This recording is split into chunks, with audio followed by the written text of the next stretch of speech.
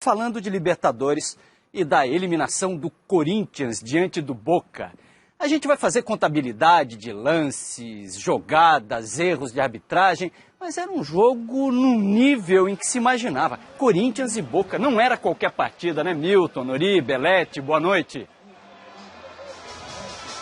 É isso, Lino. Um grande abraço, boa noite para você. Estou aqui com o Maurício Noriega, com o Juliano Belete. Nós vamos falar muito desse jogo, mas temos imagens aqui ainda, Lino, do pessoal saindo aqui do Pacaembu. Nós tivemos aqui quase 39 mil pessoas, entre pagantes e não pagantes.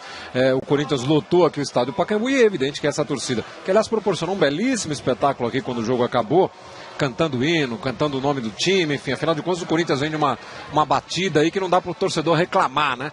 Ganhou Libertadores, já tinha ganho Brasileiro, ganhou Mundial, está na final do Campeonato Paulista, mas hoje acaba sendo eliminado da Libertadores e o torcedor está ganhando aí a praça Charles Miller, indo embora para casa, evidentemente com a cabeça inchada. Aliás, curioso, né? Porque aqui em São Paulo nós tivemos semana passada palmeirenses e corintianos tripudiando os São Paulinos que foram eliminados na semana passada. Ontem, os corintianos tripudiaram o Palmeiras, que foi eliminado aqui mesmo no Pacaembu, e hoje todo mundo está tripudiando os corintianos, que foram eliminados aqui, ou seja, o futebol de São Paulo, que tinha 3 representantes, já não tem mais nenhum na Libertadores.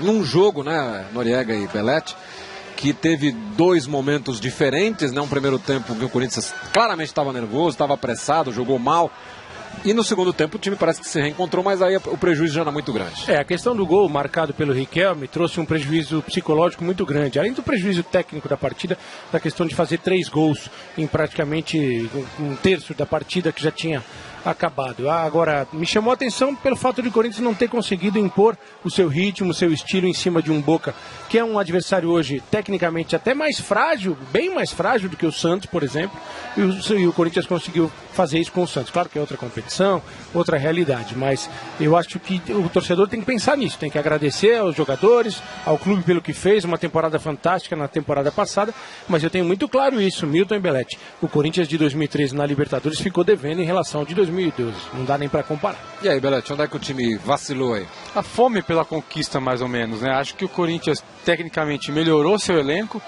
mas em jogos decisivos deixou um pouco a desejar, principalmente nesses 2 jogos contra o Boca, claro. Faltou dentro de casa mostrar autoridade, mostrar confiança, ir para cima para buscar o placar. O Corinthians não ofereceu isso. Começou meio nervoso a partida de hoje, o Boca soube ler a partida, fechou, esperou o momento certo para o Riquelme decidir a partida, foi por isso que ele jogou, foi escalado pelo Bianchi para usar inteligência, experiência, e num baita chute que ele acertou, ou cruzamento, a gente nunca vai saber, ele conseguiu colocar o Boca à frente, que a partir daí foi só administrar mesmo. Quase tudo que o Boca fez de perigoso passou pelos pés dele. Vimos aí uma tentativa de cruzamento ou chute. Na segunda etapa ele dá um chute que quase que o Cássio entrega e fez o gol, né? É um jogador muito acima da média, inclusive em final de carreira, né? Tecnicamente ele é brilhante, é craque. E aí a polêmica do pênalti, que é a certeza do pênalti na repetição, mas a dúvida se o árbitro viu ou não pelo posicionamento do árbitro. E até o Corinthians teve muita posse de bola durante a partida. A gente pode até ver que teve muitos melhores momentos a favor do Corinthians, mas que faltava aquele último passe para consagrar, né? A gente viu agora aí o Romarinho marcando o gol, que ele estava em posição legal. O Bandeira marcou o impedimento, que acho que não é nem impedimento para dúvida, porque realmente está bem um passo atrás, então tem condições de marcar. Só que na dúvida, né, o Bandeirinha, para não complicar ele mesmo, ele acaba marcando impedimento, achando que o prejuízo pode ser menor. Mas para o Corinthians foi muito grande. E aí, o chute do Riquelme, o cruzamento, né, que encobriu o Cássio, que poderia ter sido bloqueado pelo Emerson Sheik, que achou que o cruzamento não pudesse oferecer tanto perigo e acabou em gol. Isso tudo no primeiro tempo, onde o Corinthians não só não jogou bem, mas era um time nervoso, né, apressado, né, queria com 10 minutos de jogo, já queria bater rápido, lateral rápido, enfim. O Corinthians estava fazendo tudo aquilo que pregou que não faria, né, nos últimos dias, que era ter essa pressa, essa ansiedade para resolver o jogo, né? É um daqueles sinais clássicos que a gente percebe no atleta quando ele está nervoso. Ele quer cobrar a falta muito rápido, vai lá, empurra o adversário, começa a reclamar, dá um bico na bola quando é marcada uma infração contrária.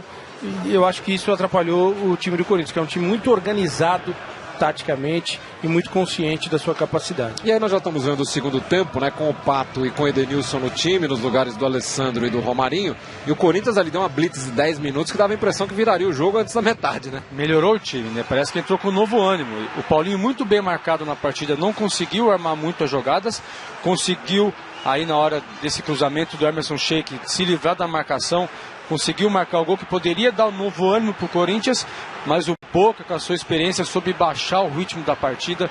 O Corinthians não conseguiu, depois desse gol, continuar pressionando o Boca e tomou conta da partida de novo, né? No sentido, tomou conta de controlar a marcação. Era um time que não tinha muito ataque, mas soube ler a partida e soube controlar. O Pato, que entrou mais pelo lado, achei que poderia entrar mais pelo meio para aproveitar a qualidade, a velocidade que ele tem, e acabou não produzindo muito em função disso. O próprio Guerreiro, que nós vimos ali perdendo uma oportunidade, foi um jogador que não rendeu tão bem nessa Libertadores como se esperava. Esse é o lance do chute do Riquelme, que o Cássio deu aquela clássica batida de roupa ali, e no rebote, para a sorte do Corinthians, a bola não entrou. Mas foi um segundo tempo bem melhor do Corinthians em relação à primeira etapa. E tem alguns lances que são chaves, né? O Paulinho teve a chance de fazer o gol de peito, e teve esse lance do Pato, né? Que talvez se tivesse saído o gol ali, ainda teria ali 10 minutos pela frente, quer dizer, o Corinthians ainda poderia dar um sufoco no final e tal, mas o gol que o Pato perdeu, além dessa questão do gol anulado aí, que o árbitro marcou a falta em cima do goleiro, né? E foi falta? Acharam que foi falta? Ali teve um monte de falta, né? Ele escolheu uma, né? Ele escolheu uma para marcar. Claro que o goleiro é muito protegido pela regra, né? Ficou muito evidente ali. Paulinho deu uma deslocada ali. Esse lance do Pato é incrível, né? Daqueles que entram para os anais aí dos gols do Inacreditável Futebol Clube. E uma coisa, né, Belete, que eu chamei a atenção quando os times estavam saindo, é que o fato do Corinthians não ter jogado para cima da arbitragem. Seria fácil agora sair falando ali, não, mas não deu pênalti, não deu impedimento, o gol lá do Paulinho não precisava ser anulado, enfim. O Corinthians reconheceu que jogou mal, reconheceu que o jogo, sobretudo de Buenos Aires, trouxe uma diferença grande para cá. E dizendo, o juiz erra, nós erramos, todo mundo erra, enfim, não quis jogar a responsabilidade para outro, né? Achei isso importante. Isso em função do que o Tite passa para os seus jogadores, né? Em outras partidas a gente via o Tite muito a favor do fair play, né? Da jogada, do árbitro, deixar tudo mais tranquilo, e os jogadores reconheceram que não jogaram bem. Mais do que valorizar a partida do Boca, realmente o Corinthians não mostrou seu futebol, que em 2012 foi muito diferente. Aquela vontade, aquela ânsia pelo título não foi mostrada esse ano. Vamos ver então esses lances que certamente o torcedor vai reclamar muito, esses lances de... Você quer falar, Lino? Não, eu queria só fazer uma observação sobre esse segundo... os lances duvidosos a gente está vendo agora. Realmente, um lance desse pode mudar completamente uma partida. Não tem como você não botar alguma coisa na conta da arbitragem também. Um pênalti, um gol anulado, um lance decisivo, num jogo equilibrado como esse, isso tudo faz diferença. Mas acho que serviu de consolo também para o torcedor e para o time do Corinthians o fato de o Corinthians ter jogado no segundo tempo. Pelo menos jogou, tentou, perdeu o gol foi anulado. Teve um pouco mais de presença de jogo, foi um pouco mais Corinthians do que o Corinthians do primeiro tempo, um pouco mais apático, né? Nós estamos vendo os 3 lances aí que poderiam suscitar dúvida, que foi a mão do jogador do Boca cometendo o pênalti, o impedimento do Romarinho e esse lance do Paulinho ali que ficou meio confuso, foi falta, não foi? Na verdade quem marcou foi o Bandeirinha, né? Não foi nem o juiz que marcou essa falta do Paulinho. Para mim a questão mais gritante aí é a questão do pênalti, né? A questão não foi um gol anulado. Tecnicamente a jogada para antes da conclusão do Romarinho. Então não houve um gol, um impedimento. Antes do Romarinho chutar pro gol, a jogada já tinha parado. Então tecnicamente a nomenclatura não é de gol anulado. A jogada foi interrompida antes disso. A questão do pênalti é porque é uma jogada capital, uma jogada de infração penal e de expulsão do jogador que faz aquilo. Então poderia ter mudado a história do jogo.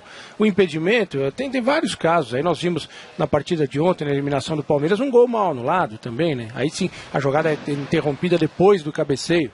Mas será que serve para... Eu acho que a postura do Corinthians é uma postura de grandeza, ao não jogar nas costas da arbitragem um resultado, ao assumir a sua inferioridade no primeiro jogo e a falta de alguma coisa para a segunda etapa. É postura de grande, é postura de time campeão. Mas é evidente que o Corinthians vai ter que adotar esse discurso, mas deixa eu insistir nessa tecla. Uma coisinha na conta da arbitragem dá pra gente colocar, assim, pelo menos pelos lances do primeiro tempo. Só fazer uma pergunta para você sobre outra coisa, mudando essa página de arbitragem que não vai resolver coisíssima nenhuma.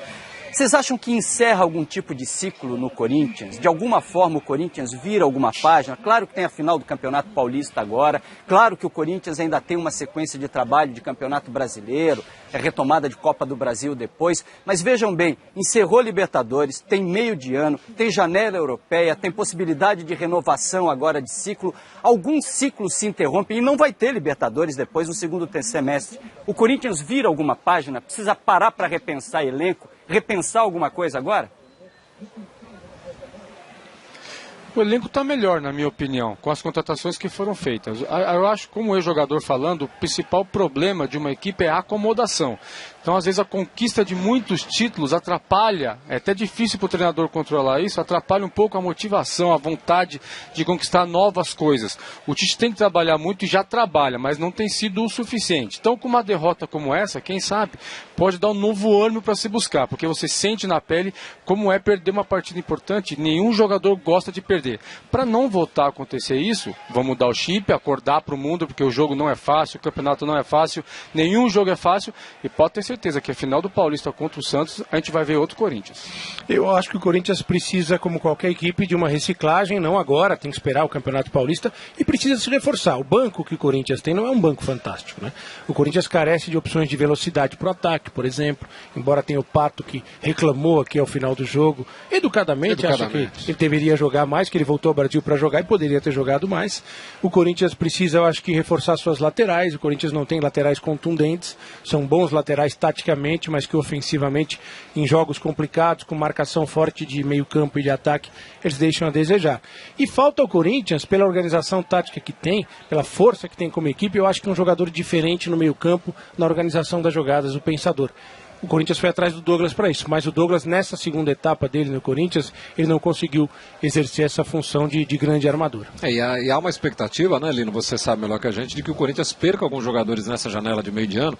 Fala-se sobretudo do Paulinho, que hoje é um jogador de seleção brasileira, e já se especula sobre o Ralf, né? Tanto que o Corinthians anunciou hoje a contratação do Maldonado, aquele Maldonado de Santos, de São Paulo, de Cruzeiro, de Flamengo, enfim, de seleção do Chile, já talvez pensando numa possível saída do Ralf. Então é muito possível que o Corinthians ainda perca alguns jogadores nessa janela, e aí teria que forçar realmente uma renovação ainda maior, né? Milton Leite, Maurício Noriega, Belete, um grande abraço, meus amigos, uma boa noite para vocês, cumprimentos pelo trabalho. Daqui a pouco a gente está voltando para aí com Zona Mista, entrevista com jogadores, entrevista coletiva do Tite também.